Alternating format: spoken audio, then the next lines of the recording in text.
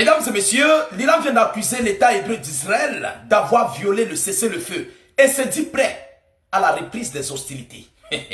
L'Iran accuse Israël d'avoir violé le calendrier du cessez-le-feu parce que l'armée israélienne a bombardé, plus précisément l'État libanais, mais d'une manière très forte. Et le Liban est inclus dans le cessez-le-feu. Ce n'est même pas l'Iran qui a mis le Liban dans le cessez-le-feu, c'est plus précisément le médiateur pakistanais. Alors, l'Iran vient de se plaindre de cette attitude que Israël veut lancer, veut réengager dans ces hostilités. Vous savez, le but d'Israël et des États-Unis d'Amérique, c'est le grand Israël. C'est de créer le grand Israël, c'est-à-dire de balayer tous les autres territoires, les autres pays à autrui, de s'accaparer de ça et de faire de ça leur propre territoire. C'est ça le but d'Israël. Mais l'Iran vient d'accuser proprement et officiellement l'État israélien auprès du Pakistan d'avoir violé le cessez-le-feu.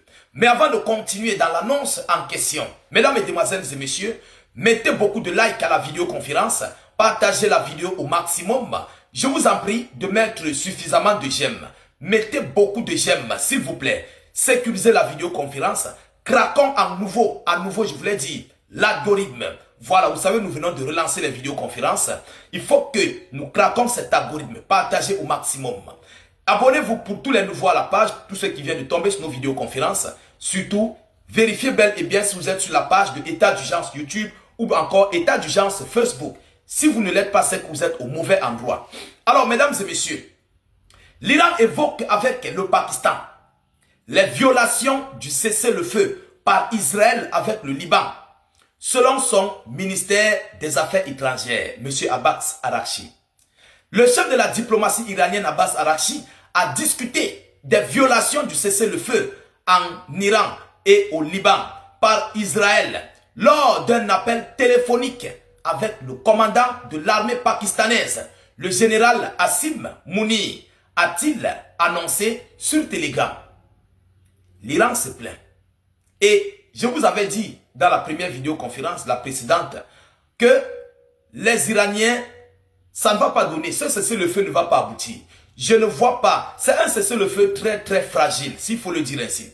C'est très fragile. Il n'y aura jamais un accord de paix dans cette affaire-là. Parce que les ambitions des Américains sont claires. Les Américains, leur tête là, c'est de s'accaparer de l'uranium enrichi de l'Iran, désarmer l'Iran, et puis faire de l'Iran ce qu'ils veulent. Mais c'est un suicide. Ça serait un suicide pour l'Amérique. Ça serait un gros suicide, pas un petit suicide, mais un gros suicide que l'Amérique va porter sur son dos. Moi, je sais de quoi je parle. Parce que tant qu'il n'y aura pas un cessez-le-feu, ou bien la paix, un accord de paix, je vous l'ai dit, tenez-vous tranquille, le monde serait toujours dans cette crise pétrolière. L'Iran ne va pas rouvrir ce détroit d'Ormuz. Tant que rien n'est clair, je dis bien, tant que rien n'est clair, l'Iran ne rouvrira pas ce détroit d'Ormuz. Vous comprenez? Qu'est-ce qu'ils veulent faire? Qu'est-ce que Israël veut faire et les États-Unis d'Amérique?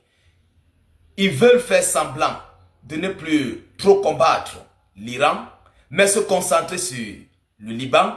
Ensuite, pendant que les négociations peut-être vont évoluer du côté du Pakistan, l'Iran va ouvrir le détroit d'Ormuz. Et après, Washington et Israël reviennent à nouveau pour attaquer l'Iran et finir et terminer le boulot. Pendant ce temps, ils militarisent tous les pays du Golfe. Alors, dans le même sens, dans notre site de vérification, le ministre des Affaires étrangères iranien a par ailleurs exprimé sa gratitude pour le rôle constructif et responsable du gouvernement pakistanais, ainsi que pour des efforts continus et efficaces visant à mettre fin à la guerre et à renforcer la paix et la sécurité dans la région. Peut-on lire dans le message, selon l'Iran qui félicite le Pakistan. Vous savez, les Iraniens sont pragmatiques. Ils félicitent le Pakistan du bon boulot qu'ils ont fait. C'est normal. C'est tout à fait normal. Le Pakistan a fait ses efforts. Malgré que le Pakistan a des accords de défense avec le Qatar, ils ne sont pas entrés. C'est normal de les féliciter. Eux, ils veulent la paix. Vous comprenez? Alors, de l'autre côté, les deux parties ont également souligné l'importance de poursuivre la coordination et le suivi des points convenus. Lors de cette discussion, a-t-il encore écrit, mais que l'Iran resterait sur ses gardes et répliquerait à toute provocation. Ils vont continuer le processus de négociation, mais l'Iran reste sur ses gardes et va répondre à tout ce que l'Amérique va faire avec Israël. Parce que c'est l'Amérique qui encourage Israël. Et vous savez, je vais vous dire une chose. Beaucoup de personnes ne comprennent pas. Israël que vous voyez là a le poids sur l'Amérique. Les gens vont me dire, non, état d'urgence, pourquoi tu le dis? Écoutez, Israël que vous voyez a le poids, a les décisions sur l'Amérique. C'est Israël qui choisit son président aux États-Unis d'Amérique. Peut-être vous l'ignorez, mais c'est un secret que je vous dis. Ceux qui ne le connaissent pas. Pourquoi? Parce que Israël reste et est le gendarme des États-Unis d'Amérique au Proche et au Moyen-Orient. Israël est celui-là qui veut protéger l'économie américaine au Moyen-Orient. Israël est celui-là qui, je ne sais même pas comment qualifier ça. Israël est l'État là qui assure la bonne continuité du développement économique au Moyen-Orient. Vous allez voir, le Qatar est allié à Israël. Le Qatar s'allie. Ah oui, l'Amérique exploite au Qatar.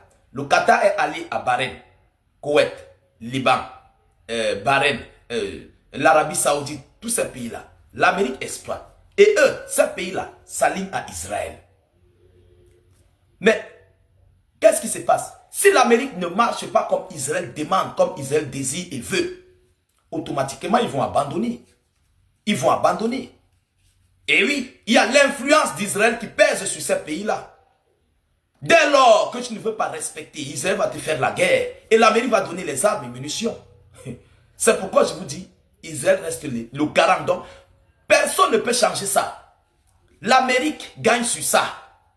L'Amérique exploite dans ça. L'Amérique mange dans ça. Donc, je tiens encore à vous dire une fois de plus que Israël fera tous ses moyens et possibles de viser encore sur l'Iran. Oui, parce que tant que les missiles balistiques iraniens se déversent sur Israël, Netanyahou ne serait jamais en paix. Il ne serait jamais en paix. Qu'on ne vous trompe pas. La paix là, il n'y aura jamais ça. Tant que les missiles balistiques, la capacité balistique iranienne va continuer à se déverser sur Israël, il n'y aura jamais. Oubliez même la paix là. Oubliez ça. Prenez ça, vous jetez dans la poubelle. Celui qui vous dit qu'il y aura la paix, il vous ment.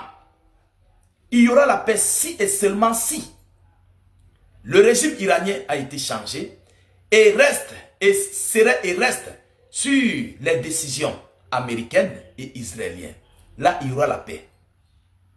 Est-ce que vous comprenez? Parce qu'à ce niveau-là, celui qui va venir sur les ordres d'Israël et des États-Unis d'Amérique, qu'est-ce qu'il fera? Il serait obligé d'adhérer à la limitation des balistiques, à la limitation de l'enrichissement de l'uranium et tout ce qui s'ensuit. C'est ça la réalité. Vous comprenez? Alors, mesdames, mesdemoiselles et messieurs, voilà ici l'annonce qui vient d'être faite, plus précisément par l'Iran. Et c'est très chaud. La tension monte. Ça monte d'un cran. Partagez la vidéoconférence au maximum. Mettez-la partout à travers le monde. Sécurisez la vidéo avec un maximum de j'aime. N'hésitez pas à vous abonner pour ne plus rater la page et surtout ne plus perdre nos vidéoconférences. Je vous reviens tout à l'heure pour une prochaine série d'informations. Soyez encore salués une fois de plus. Ciao, ciao.